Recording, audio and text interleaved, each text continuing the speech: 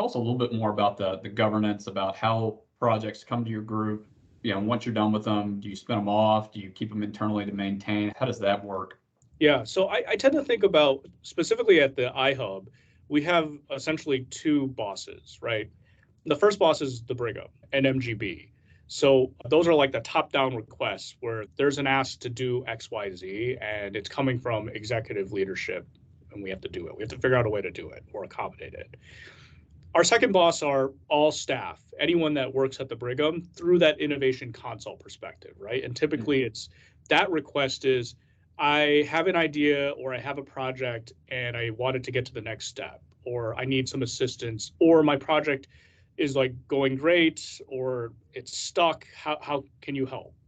So the governance from the top down is pretty straightforward, right? Like if it's coming from the top down, we'll work through the existing committees and pathways depending on the project in working with kind of our leadership as well. If it's coming from the bottom up, a lot of this is about supporting whatever the idea or the project is to get to the next step. And sometimes the next step is that, hey, you know what, maybe this is ready to be scaled larger than just a pilot.